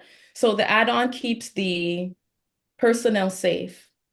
Access to better behavioral health support delivers care to someone in crisis. So we have two things, and yes, we balance it, but I do believe we have to figure out, if we're saying we have behavioral health nurses, what exactly is that? What's the training? And they're going into some pretty intense situations outside of, we have the traditional home care, but I'm talking the nurses caring for those who have just left the justice system, the individuals who might live in a halfway house that's unsupervised. I know that we're here today because Joyce died in a halfway house with someone who was impacted, from what we read, by the justice system. And I know that she may have had training, but I don't know to what level. And if we're gonna continue to send visiting nurses into those environments, then we have to address what's the plan for them to do this high-risk, hazardous duty, which is an additional strain on those nurses, morning, noon, night, and weekends. They're out BID, right? So I think we're leaving the situation behind, which is also a part of why we're here. So I don't know how we're going to address this group. And yes, the nurses can report to us, right? But I'm afraid that some of them are going to be reporting after it's a little too late. So yeah, thank you. Well, maybe we, in the recommendations, we can put something about, and Julianne, maybe you can help a little bit with this, exploring the value of collaborating with the ACTs and a home care agency and part of the future. Mm-hmm. Makes sense. Another thing we're going to explore, and I'd like to explore that, is at the last meeting when we discussed the curriculum at DMIS for the individuals who provide this level of care to a behavioral health group, whether or not a couple of representatives from agencies could sit in on that without a cost and be able to disseminate that information back to their teams.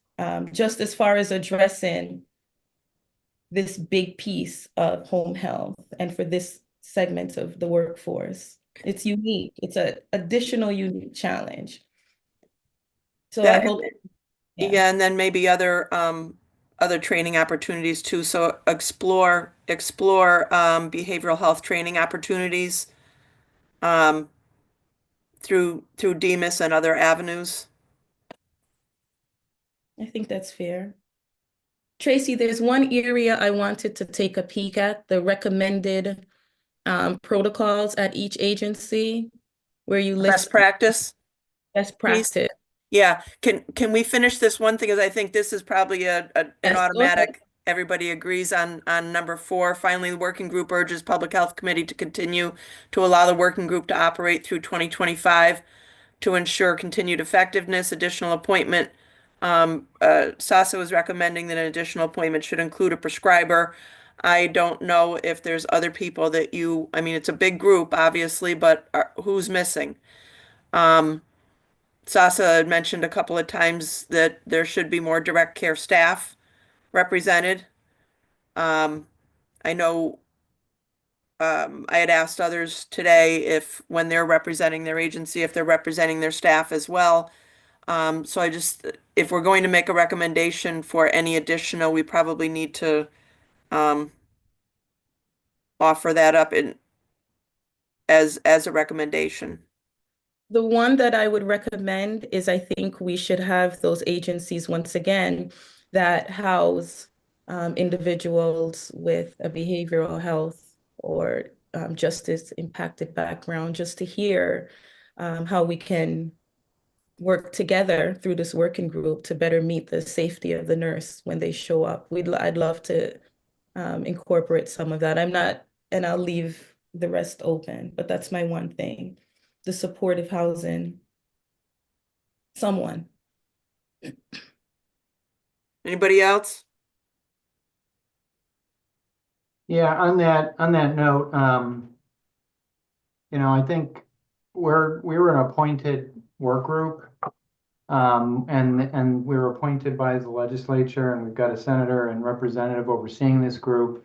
I do think that we can always look to them for additional guidance on certain matters and how to proceed, with the size of the group. But I also think, we're here representing not just, I do represent an agency as a provider who is active within the state, but I also am looking as objectively and holistically at the situation because there's quite a range of providers. We have very large providers in very urban areas. We have small ones in urban areas, small ones in rural areas. We have to be very mindful of that, I think. And to say, I don't think we should say we're not being representative of the industry because, the legislature ultimately selected this. We may want to expand on that at some point, but I don't think they're going to want every agency on the workforce that's out there. I think, we have a responsibility to try to make our recommendations back for their consideration, and they're ultimately going to decide what they are going to implement and what they don't want to, and they will tweak the language and determine what funding they may have to come up with for certain initiatives or not. So I do think we're acting in the best interest of our industry and of our, fellow providers.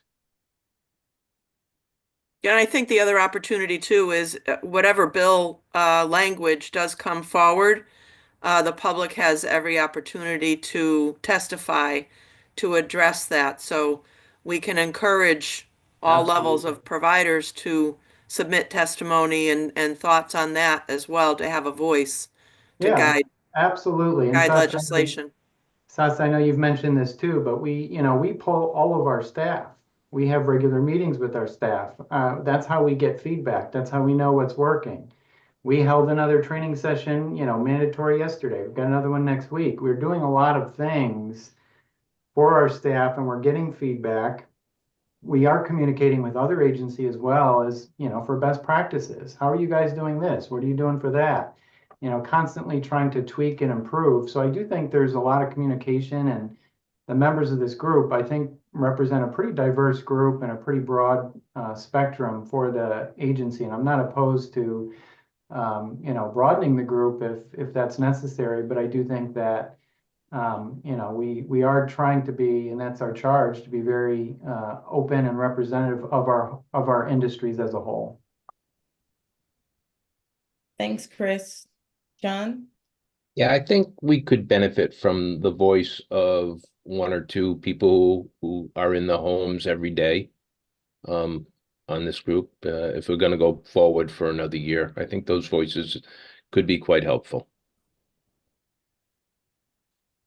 Thank you. Okay, so we're good with this and maybe just tweaking the work group makeup. Julian? Just on the previous item, liked what you were saying about section E there, and Demas, we're happy to help with language. Thank Julian, you. clarify? I'm not sure what you meant by that. There was the ideas talked about instead of what's here, and so we just be happy to help with crafting some language. Around the ACT team. Thank you. I appreciate that. I Okay. wanted section, Tracy. Can you go to the beginning? It's the recommendations where it's the best practice. I had some concerns around, and I'm not sure because I'm definitely not an expert around, it's where we had pepper spray. I'm not Yeah, I agree with you there. I took all of these best practices directly from OSHA. Okay. And that's why at the end on the pepper spray, it says provide employees with appropriate personal safety devices such as alarms or pepper spray when deemed necessary. And that would be policy driven. It's not, it's basically asking, I believe, agencies to consider these are some options that are out there. And I know nationally, there are some agencies that do have pepper spray, some agencies that refuse to have pepper spray. But they have to have a policy around it along with training if they do it. So my concern here, or I'm curious, and I'm curious around this. So let's say a nurse went in, or anyone who we've given this pepper spray to, and they use it, and others in the home, including the individual who they believed or perceived was potentially gonna harm them or others, and that individual ends up having an asthma attack and they die. And let's say the nurse had asthma and didn't know, wow, when I spray, or the aide or whoever I spray pepper spray, I'm gonna pass out too in an enclosed environment.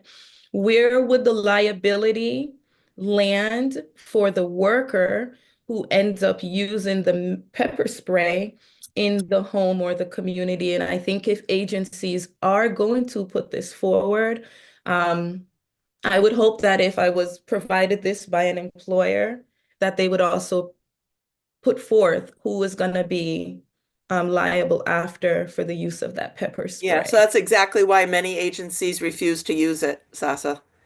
But if they do choose to use it, then they would have to have a policy.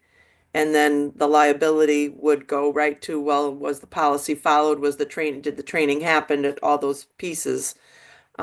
So Terry, do you have anything to offer on that?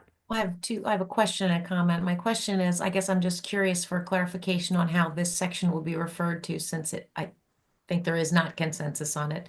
And second, if we are just talking about best practices and we want to refer to OSHA, maybe we just want to refer to OSHA and not list specifics, because those standards change too. Yep. Yep. Well, I was trying in this to help everybody see that this is OSHA best practices that are out there, so that if we were going to consider to repeal section 1 and support the best practices, that the work group would have a list of all, how, basically all the details around it. Policy, prevention and control, training, incident reporting, all the other pieces as part of it. So, I also put it right here, and maybe this is all we do. If we're not getting consensus on repealing the intake screening mandates, that do we add this section to, I'm not sure where within the law, but each home health care, home health aid, and hospice agency, as such terms are defined in the general statutes, will, this is refocus, so we'd have to reword, workplace violence prevention efforts as outlined within the OSHA General Duty Clause and the OSHA Best Practices for Workplace Violence Prevention, which includes, and then it lists what the best practice includes: the risk assessments, policy, providing comprehensive training, system for reporting, etc. I'm not sure. I don't agree with us put in some of the exact things, such as the pepper spray and such. I think to leave the OSHA You like general. that, just that beginning part where it just says which may include, and it just list it that way and don't get into all the detailed out. I don't think we've developed that yet. I think what we're saying is we need, and part of Kim's letter and recommendation is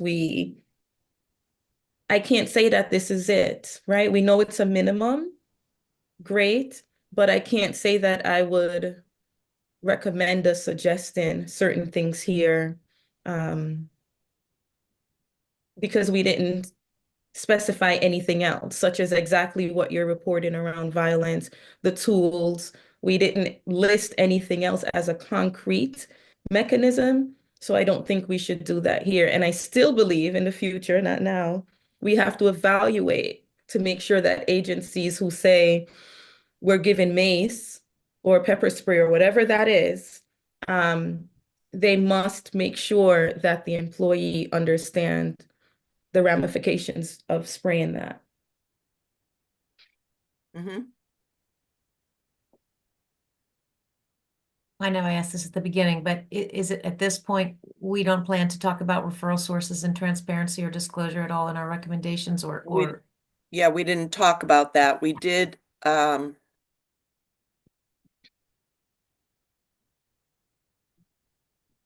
even maybe for future consideration or discussion.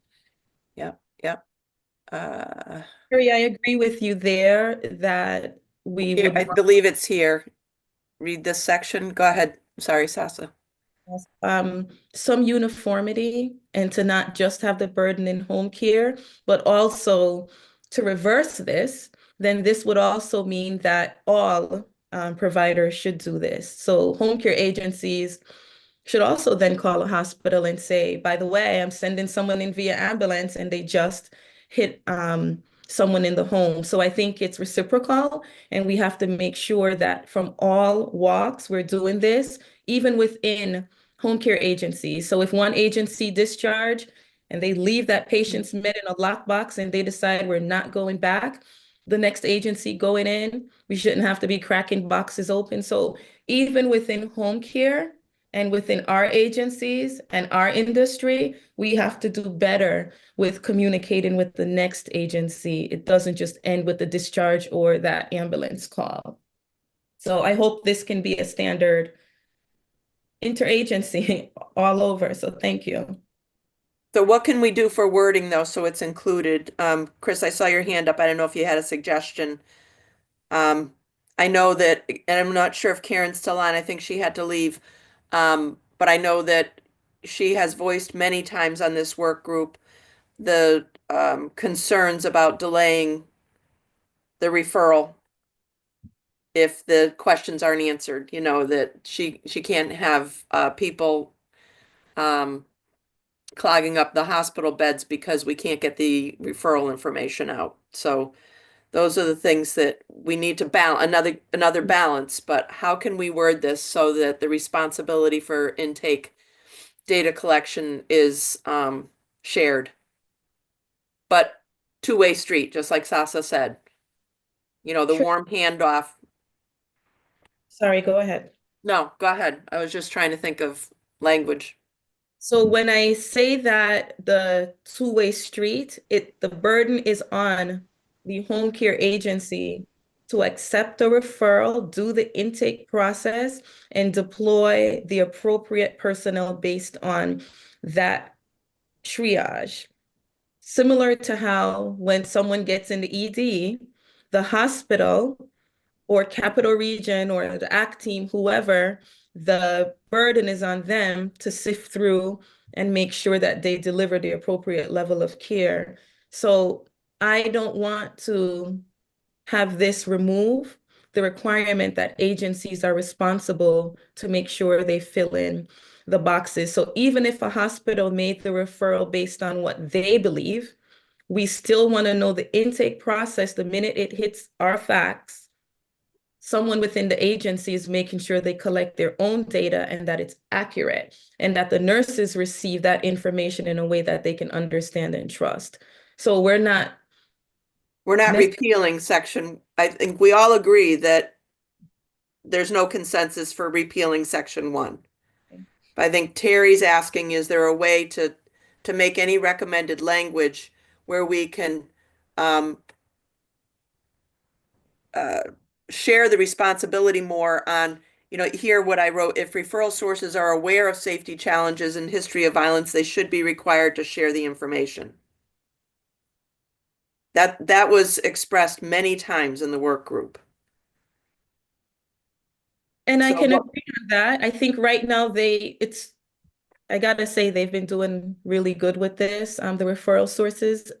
But I agree with that they should if they know it, but I don't want us to get comfortable and rely just on this. No, it doesn't take away that. It still puts the intake responsibility on home health, but how can we reinforce more on the other? Sorry, and we need to share this burden within home care agencies to refer and disclose violence to the next agency upon discharge to another when able. So I think that language is fine. This was on our list of concerns and not really recommended language. So Chris, do you have some thoughts? Yeah, I think, you know, again, the intent of this was looking at it practically from saying, okay, now suddenly we're charged with collecting this information and we're responsible for making these checks.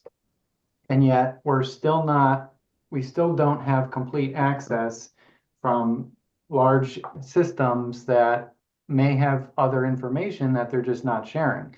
So I think what we're asking for is, look, when we're fine with collecting the information, we're fine with this being an option for screening, but we just are asking that our, you know, acute care partners in the healthcare system will give us the information that they have, and that they're freely sharing the information without having to, you know, specifically ask if something's sent over, especially electronically. A lot of things are electronic now, where it, you know, and it is getting better, you know, it's a process, so they're improving that as well. But I think that was the intent of this, because again, the law just said, now it's our responsibility. So we have to figure this out. And then when we were asking for it, they're saying, well, we may or may not have that information, or they're not going to share the information, or, you know, they're claiming they can't share the information, which is all problematic and not necessarily true. So I think we're just saying, look, we need that, because Sasa, to your point, you know, if we call 911 and there's already, as we've heard from the other members of this work group, a whole chain of support systems that we don't have. Police is going to come, fire might come, you know, EMTs might come. So that reporting structure is already inherently baked into that person riding in the ambulance who is now combative with our staff member that we don't get the benefit of. So if we refer a patient to your agency, Sasa, and we don't, there's not a way unless we tell you, hey, by the way, this patient had, this, they were combative, maybe they struck, maybe there was some other issue, something that occurred. I agree, we should try to figure out a way to get there, but we're trying to, just improve upon the language that we had to say, okay, we just want this to be a shared responsibility. So we are getting that because we're kind of the siloed, home health providers. We're the last end here, the in-home care piece that's left with incomplete data. So what we were required to do at the moment is run a sex offender criminal checks, which we've heard from our law enforcement partners is full of issues, whether it's incomplete data, whether there's pieces that are missing, whether there's an issue because someone just moved to Connecticut, so it's not going to have their, history that they could, so there's lots of problems with that, and our law enforcement partners on this group have really outlined all the problems, and they were really for us having more access, to that because of the way the law is written. So I think what this is saying is, look, the agencies have a responsibility as the law is written. So what can we do to say, look, we're just asking for that responsibility to be shared amongst our healthcare partners? I agree. So maybe we put that in the recommendations because we did outline all the concerns over especially the judicial branch lookup, and the crime report not really being very useful. Maybe we put that in the recommendations of exploring ways to provide more timely and accurate information to the home health agencies regarding, criminal background, etc. Or we could evaluate the referral loop. It's broad. It's beyond just the sharing of the information, the referral loop. And it would be amazing to know a little bit about how that process works and, the choice of choosing, where agencies pick up once someone is discharged from the hospital. So maybe just to evaluate the referral loop. I say both, Sasa. Evaluate the referral loop and the criminal lookup process. I know I can't remember his name that presented on the judicial branch website. And he said and Judge Grogan said the same thing, that there are statutes in place that limit who can access the information. Police officers have certain access to information that we can't get. So maybe we do both, evaluate the referral loop and shared responsibility of transparency of information on referral, and then explore ways to provide more timely information. I know for a while we were looking at repository and everything. We know that was cost prohibitive at this point, but maybe we can find something that might be more doable. In addition to the evaluation, is there a reason we wouldn't also recommend that if a referral source had knowledge that there would be a requirement to share it? I don't have a lawyer on the call, right? I'm not sure if HIPAA and PHI. Well, of course, even the current law says as permitted by law or as feasible and permitted by law. So there'd be no reason that you couldn't add that language in there as well. Yep.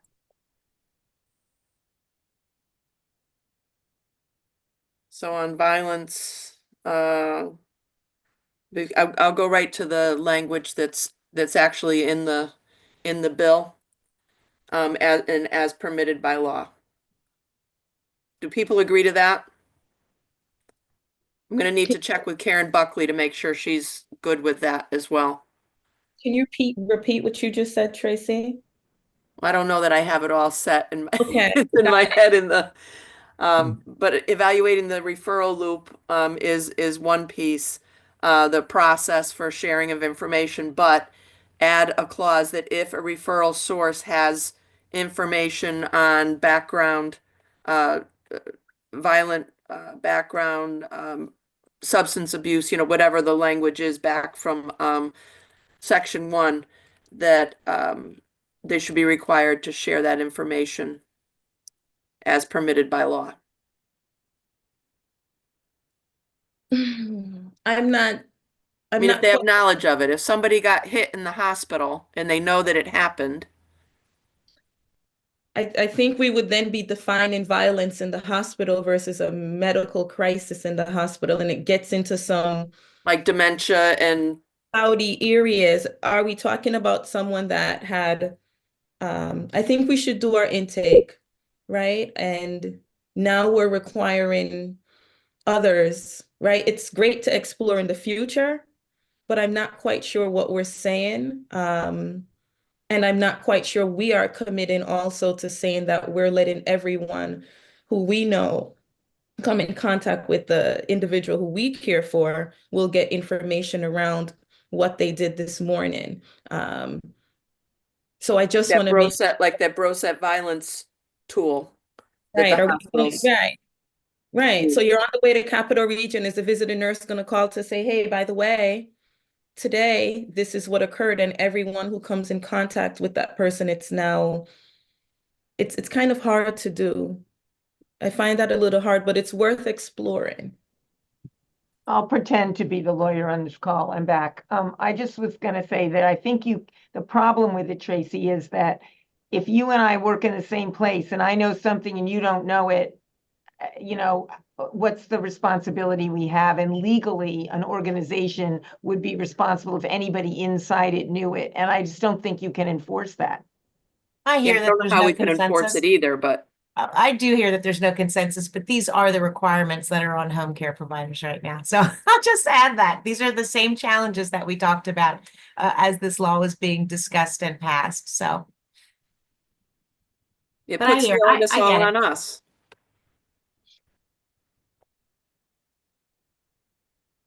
Terry, do you want to take a stab at any of the language to I mean, I'll look at it, throw but I something do at us respect, and I see do if it's respect the something we opinions of the can, group. I hear what people are saying and stuff, but yeah. If there's something that you can come up with that we can put before the group to see if they, they agree. I also want to be mindful of everyone's time. I know.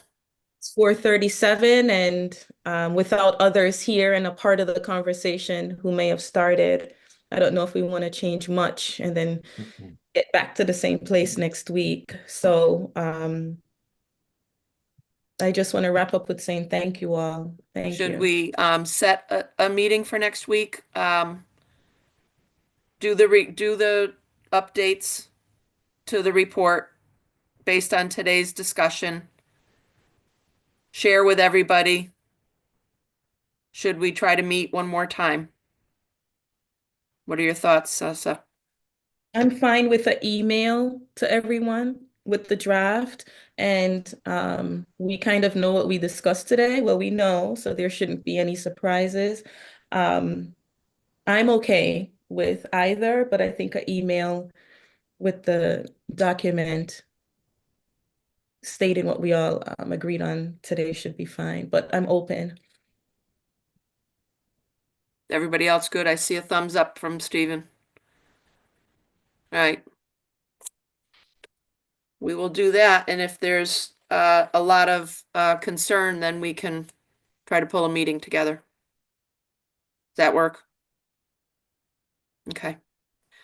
All right. Sasa and I will regroup on all of this, and we'll get something out to you as soon as we can.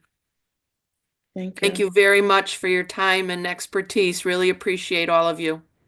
Thanks for all the hard work.